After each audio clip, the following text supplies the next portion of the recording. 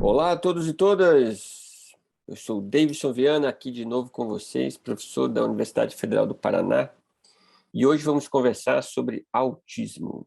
Pois é, vamos lá dividir aqui uma apresentação com vocês. Autismo. Gente, opa, fugiu aqui, só um minuto. Cadê aqui a minha apresentação? Aí, pronto. Aí. Sim, a minha apresentação é autista, fugiu. Bem, gente, a gente sabe que tanto a criança quanto o adolescente, a gente tem que ter um olhar, se no adulto isso é importante, ter um olhar contextual do o problema, com a criança e adolescente isso é mais importante ainda, né? Então, mais é do que eu dizer que o adolescente tem, ou a criança tem um problema, eu identificar o problema, mas eu considerar que este problema tem expressões, sim, diferentes.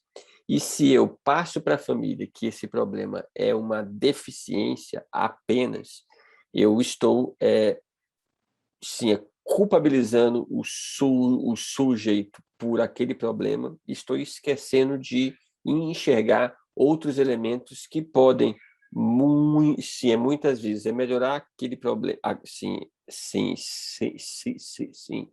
aquela questão.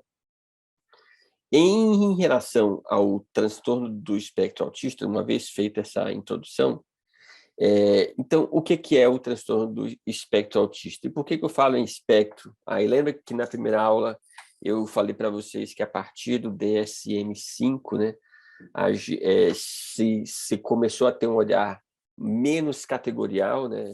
Aqui é o autismo, aqui não é, para ter um olhar mais de contínuo do problema de saúde mental. Com que intuito? O intuito original não era diagnosticar mais crianças.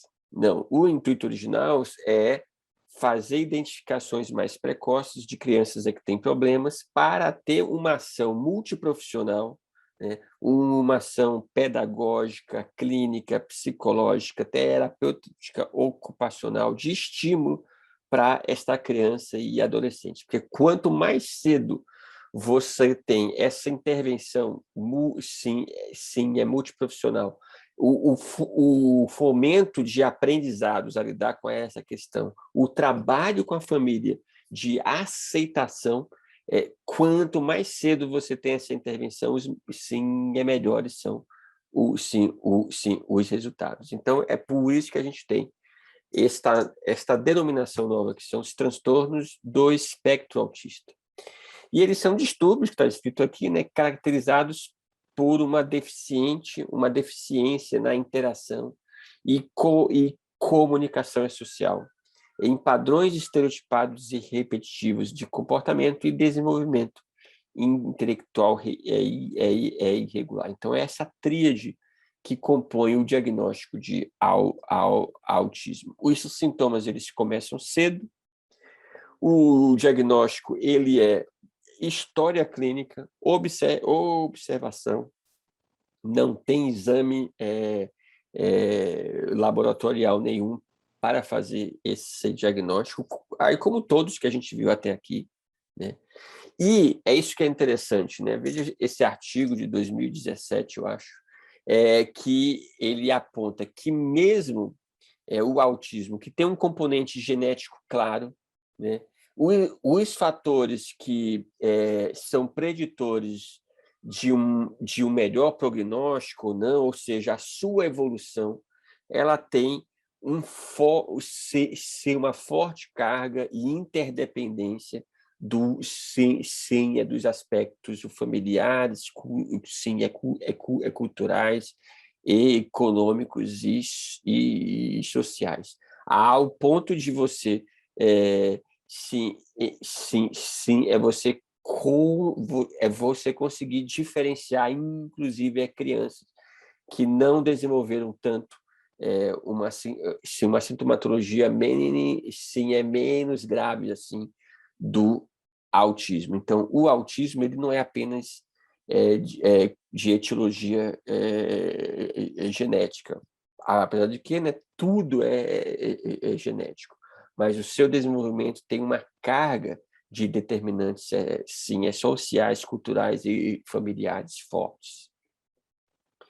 Bem, ainda em relação às características do autismo, eu falei para vocês sim, as principais características, que então são os déficits persistentes na comunicação e na interação social.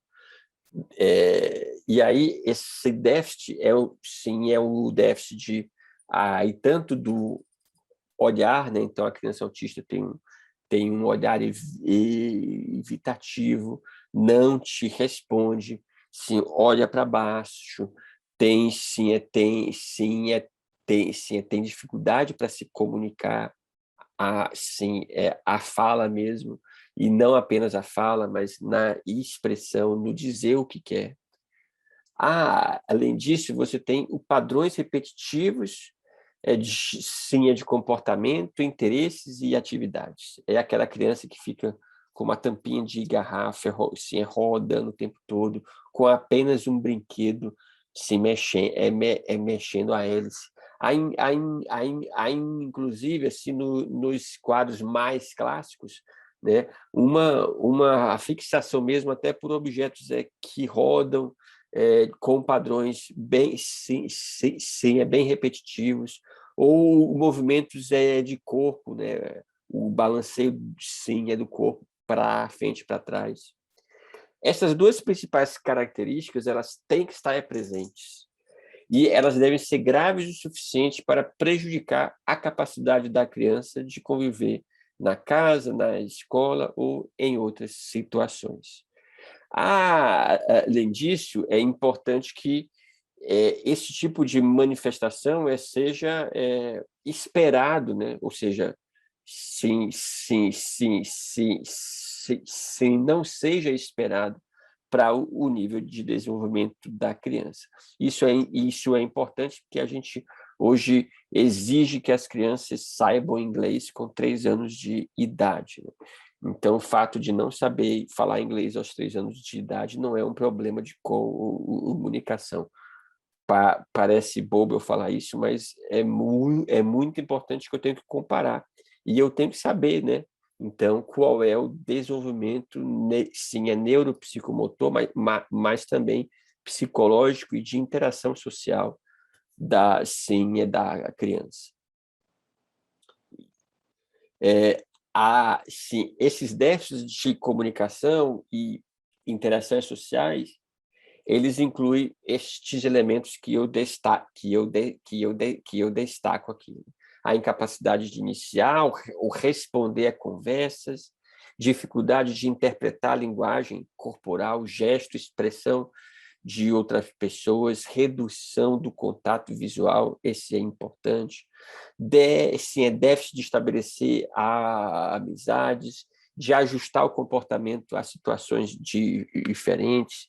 Mas vejam por exemplo, muitas crianças têm essa dificuldade de estabelecer amizades, algumas ficam mais no canto, sim, tem dificuldade, sim, de sair da rotina. Então, por isso que às vezes o diagnóstico não é muito, sim, é muito fácil, porque você tem que se perguntar ao mesmo tempo, isso é esperado para idade ou não? É claro que quando esse tipo de comportamento está interferindo muito, sim, tanto em casa quanto na escola, a suspeita ela é mais evidente, né?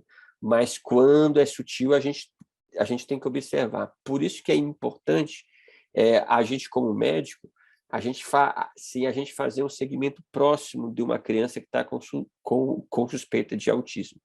Claro, não demorar muito para fazer o diagnóstico, dizer, ó, parece que sim um quadro do transtorno do espectro autista, e sim, mas para isso eu preciso conhecer a história e ter proximidade com a família. Em relação aos padrões repetitivos e restritivos, é comum a gente ter, por exemplo, agitar de mãos, estalar de dedos, ficar se mexendo, repetir frases, né? Alinhar brinquedos, né? Colocar os carrinhos assim, ficar sim, sim, sim, com a mesma frase, sim, é frase sempre. A adesão inflexível a rotinas ou rituais, né? Então, ter sempre, tem que ser sempre do mesmo jeito. Veja que isso também é como em criança, né? As crianças têm rituais, sim, eles têm que, algumas crianças, arrumar o brinquedo sempre da mesma maneira. Mas a grande questão é que essa adesão é inflexível. Se você tira essa criança, ou ela não pode fazer isso, ela fica ansiosa, e aí os movimentos eles pioram, ela pode ficar agitada e agressiva, né?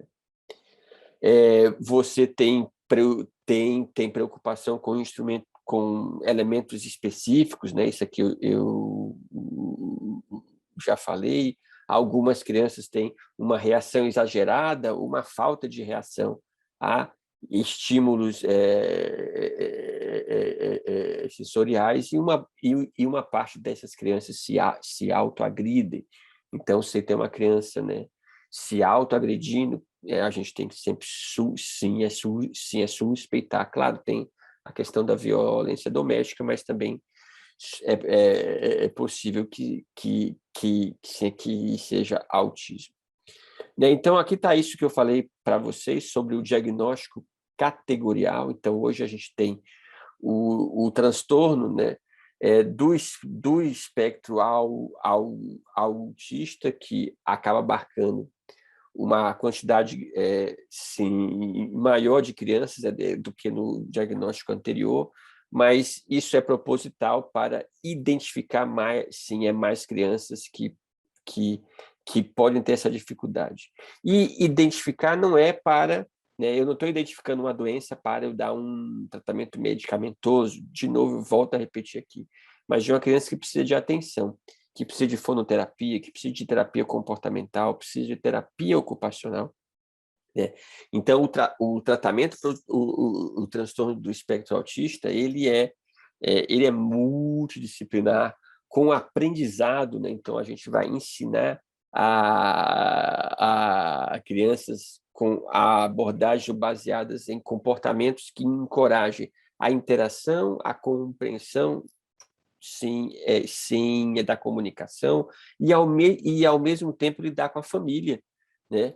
Sim, lidar com as expectativas, sim, é da família que queriam ter um filho normal, entre aspas, de como eu lido com isso, as estratégias que eu crio no dia a dia para diminuir a ansiedade relacionada a toda essa sintomatologia, né? Então, a terapia da fala e linguagem tem que começar cedo.